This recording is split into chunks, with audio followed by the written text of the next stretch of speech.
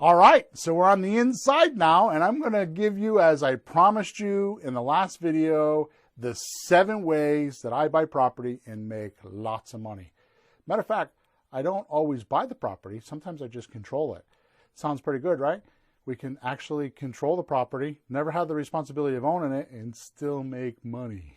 I like that part.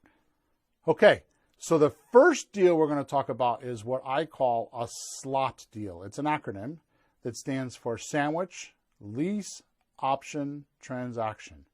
So that's Sandwich, Lease, Option, Transaction, SLOT.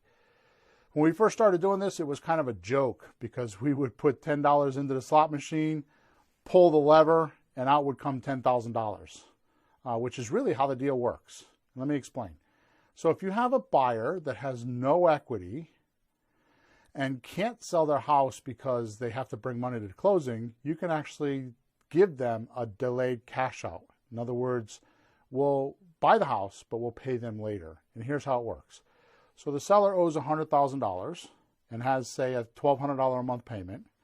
Your buyer is willing to pay $105,000 for the property because 81% of this country is not qualified for a mortgage, and this person is out of that 81% pool, and he's willing to pay $105,000 because he can't buy a house anywhere else. Now, we're not taking advantage of him. We're actually helping him. So if he were to give us $105,000, $5,000 of that money comes to us, and I'm going to explain how that works in a minute, and he owes $100,000, which would be able to buy out the owner. We're going to allow him to pay the $1,200 a month this guy has for a payment.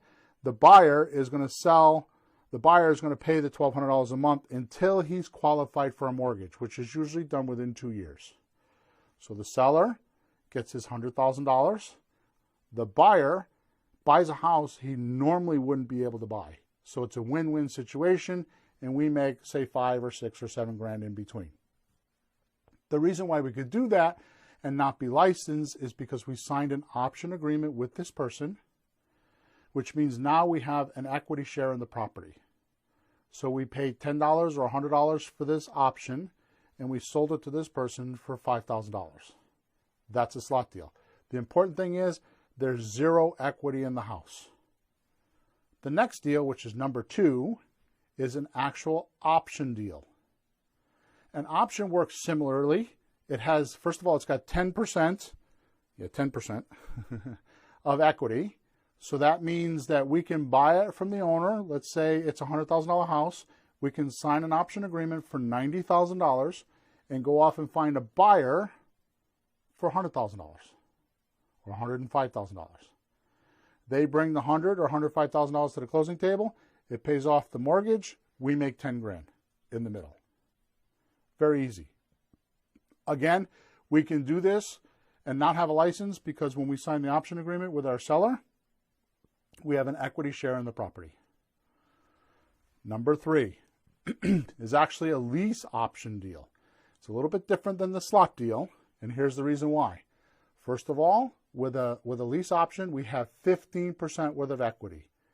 So when we sign this agreement with the seller, it's worth $100,000. We sign it for $85,000 or thereabouts. We bring it to our buyer and sell it to him for $100,000. So there's $15,000 worth of equity. Plus, if the seller has a $1,200 a month payment, we could probably rent to our buyer for, say, $1,500. So we make $300 a month. Okay? That's why it's different than a lease option, than a slot deal. The lease option is different than a slot deal because with a slot deal, you're taking the buyer and seller, putting them together, and you're making your down payment money, and then you leave the deal, and they just keep doing business with one another. With a lease option deal, you have a lease option agreement between the seller and you, is one agreement, and then you have a second agreement between you and the buyer. The first agreement's for $15,000, $1,200 a month. The second agreement's for $100,000, $1,500 a month. So you got money in between. That's why you want to stay in the deal. The only time you ever stay in a deal is when you're making money. Money now, money monthly, money later. That's how you think about deals. Am I making money now? Am I making money monthly? Am I making money later? Every time you buy a deal, you want to make sure that you have equity the day you bought it, or you can create equity the day you bought it. Like a slot deal, you create the equity. With an option deal, you got 10% equity. With a lease option deal, you got 15% equity. And it just keeps going down the line. You always want to make sure you have equity in a deal. But always ask yourself, do I have money now, money monthly, money later? And when you get all three, you have a nice deal. Number 4. Number 4 is what we call getting the deed or subject to. What that means is, first of all, it's got 20% equity. So you want to make sure that if you're buying a $200,000 house, you pay no more than $160,000. Or if you're buying a $100,000 house, you're paying no more than $80,000. Okay? So what happens is the owner is more interested in debt relief or getting rid of the payments and getting the pressure off of them and getting rid of the house than they are any kind of risk. That's what we call a motivated seller. So what happens is they actually deed you the house. The mortgage stays in their name. Okay, I could feel it. I could feel it. You're wondering, why would somebody do that? Well, here's the reason why. They're motivated, number 1. Number 2, it's actually very safe for them because if the deed's in my name, that means I'm responsible for the house. I got to pay the taxes. I got to pay the insurance. I got to pay the mortgage payment. If I don't, the first thing the bank's going to do before they foreclose is they're going to do a title search. And they're going to realize that the loan's in the seller's name, the deed is in my name. They're going to sue both of us to get their title back in a foreclosure if I don't pay. Most of the time, I have deeper pockets than the person I'm buying from. Most of the time. So I don't want to be in that position. So I'm not going to let that happen, number 1. Number 2, if it did happen, we're both protected because we're going to court together. So it's not like I stole their house or did something wrong, anything like that. Okay? But it is a beautiful strategy to buy houses left, right, and center. I bought a lot of houses. The first 30, 40, 50 houses I bought was exactly like that. I went out the first year I was in business, and I did these deals, and they were simple to do. I did all my own paperwork. Nowadays, it's a little bit different, but it's not hard to do. Somebody can actually deed the house to you and not worry about the underlying mortgage. Now, the last thing I want to cover on the subject to deal is, does it trigger a due on sale clause? Which means if the bank finds out that the title was transferred, the bank could say, I want all my money. That's a due on sale clause. What I do to prevent that is when they deed me the house, we actually deed it into a trust.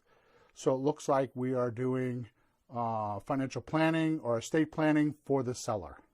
And the bank never questions it. I've been doing this for 10 or 12 years. I've never had a problem. I have a lot of friends that do it. I've never heard of a due on sale clause being triggered.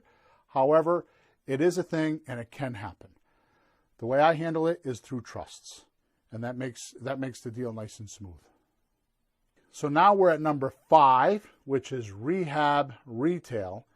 And that deal, that means we have at least 30% worth of equity. Okay?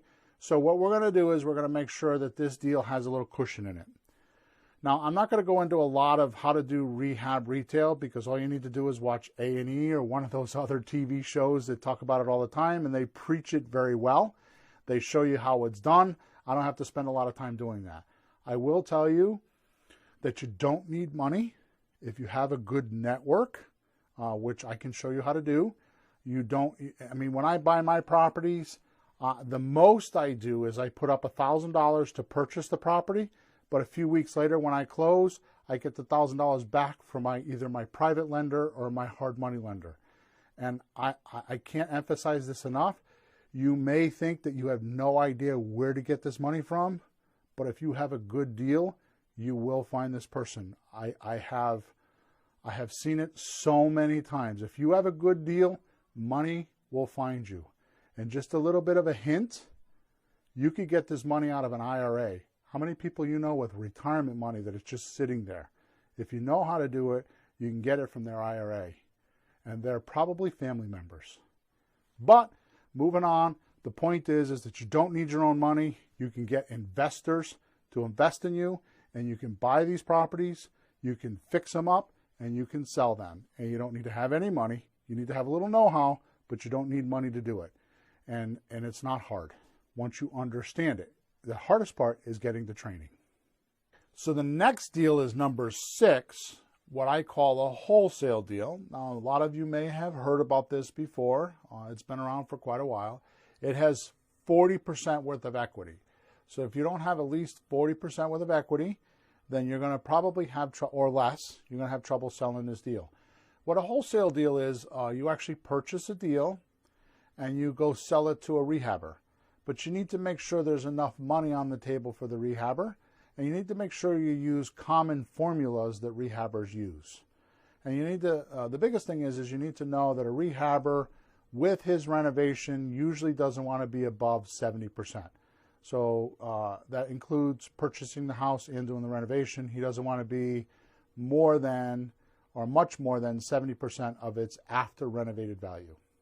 Okay, so these are a little harder to find. For a very long time, they were taught that they're the best way to make 10 grand or 5 grand.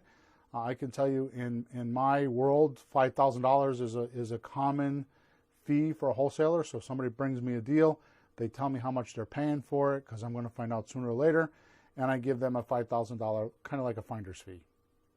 It doesn't happen a lot because, I mean, where are you going to find people that want to sell a house that cheap? But they are available, and you will find those deals, and when you do, you can make some money.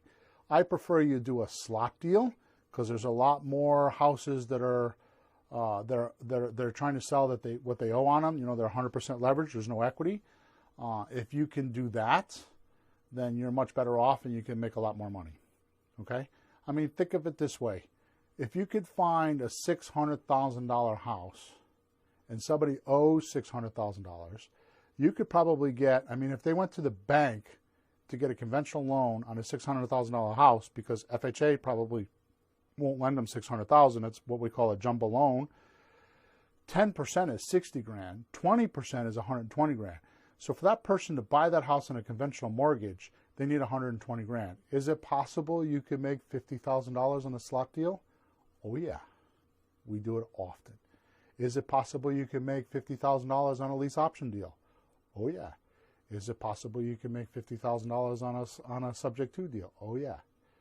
Okay, which by the way, realize that the first 4 deals, your slot deal, your option deal, your lease option deal, and your subject to, you probably bought for $10 or $100 down payment.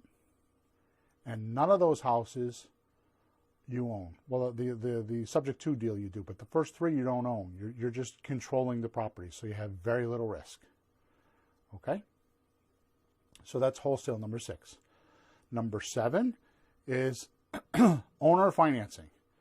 Owner financing is a beautiful thing. That means there's 100% worth of equity in the property, and it just comes down to what you and the seller agree to.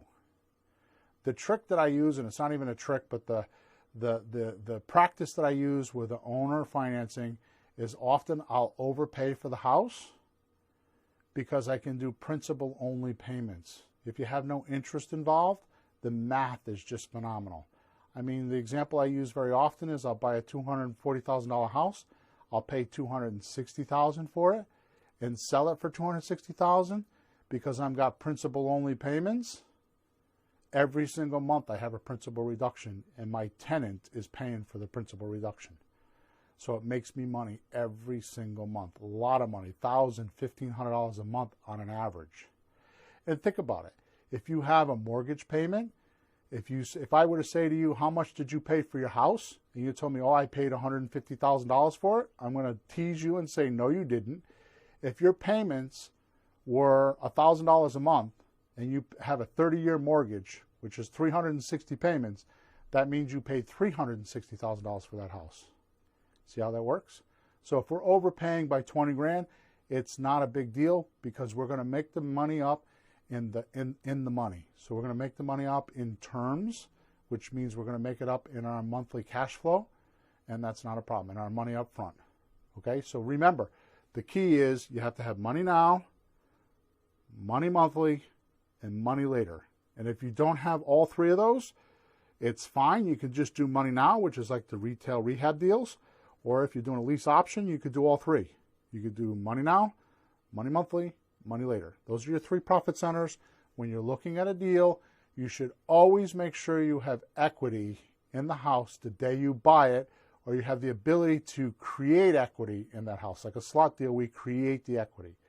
So when you buy the house, by the time the sun falls that day, you should have equity or a plan to create equity. Otherwise, don't buy the house. So that's the 7 ways that I buy my houses, and it works for me like magic. Now let's talk about how it could work for you. Okay, so you now know the 7 ways that I actually purchase the properties and sell them, for that fact, because you can sell them just the way you're buying them as well. So what I'd like to talk to you about now is that I don't think that you're going to become a real estate investor just understanding the 7 ways. You should know how each deal works and the intricacies and the math of how each deal works.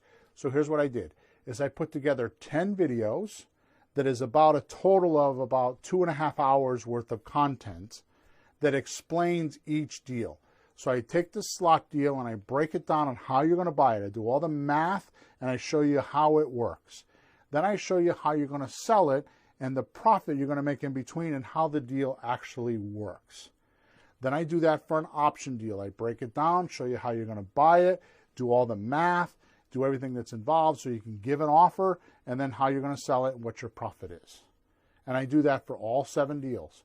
I promise you, whether you're a veteran or whether you're a novice investor, I am going to blow your hair back like you're on a Harley Davidson doing 200 miles an hour without a helmet. I promise you. It's going to be something you've never seen before. I know that I've never seen it, and I've been in the real estate investing business for 15 years. And the stuff that I teach, I've not seen other people teach it. So it's very unique to me, but I've done a great job of breaking it down and actually showing you how to do each deal with a structure.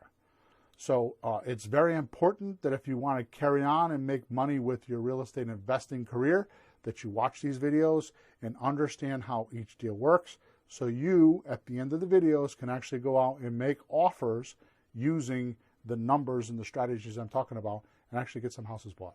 So go ahead, click on the button, and let's get started so you can actually get some income in your wallet.